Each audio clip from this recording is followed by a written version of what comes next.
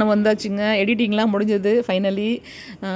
இந்த பாருங்கள், பார்த்தாலே எவ்வளோ டெம்ப்ட் ஆகுதுன்னு சாப்பிட சொல்லி. ஃபோட்டோவை எடுக்கும்போது அந்த கிளியாரிட்டி கிடைக்குது. வீடியோவில் வந்து கலர் அப்படியே மாறி போயிடுது.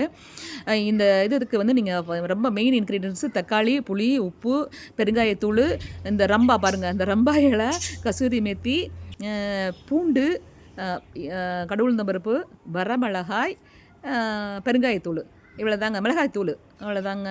இது பாருங்கள், தக்காளியை நல்லா கழுவிட்டு அந்த நடுவில் இருக்கிற ஸ்டெம் எடுத்துகிட்டு குட்டி குட்டியாக கட் பண்ணிவிட்டு ஒரு பெரிய அண்டியில் நான் பண்ணிக்கிறேன். ஏன்னா நான் நிறைய குவான்டிட்டிங்கிறனால அதில் வெட்டி போட்டு அது கூடயே சேர்த்து புளியும் உப்பு போட்டு சேர்த்து வேக வச்சுருங்க. புளி வந்து நல்லா க்ளீன் பண்ண புளியாக இருக்கணும்.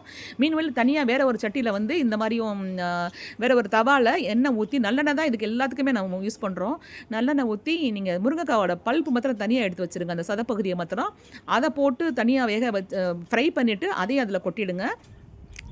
சேம் டைம் நீங்கள் இன்னொரு ஸ்டவ்வில் வந்து ஒரு கடாயை வச்சு அந்த கடாயில் நல்லெண்ணெய் நிறைய ஊற்றி கடவுளுந்தம் பருப்பு, வரமிளகா, கருவேப்பில்லை, இந்த தட்டின பூண்டு கொஞ்சம் வேணுங்க. அது போட்டால் ரொம்ப அரோமேட்டிக்காக இருக்கும். அப்புறம் கட் பண்ண பூண்டு நல்லா நிறைய போடுங்க, நல்லாயிருக்கும். நம்மளுடைய ஃபேவரேட்டு ரம்பா போட்டுக்கோங்க.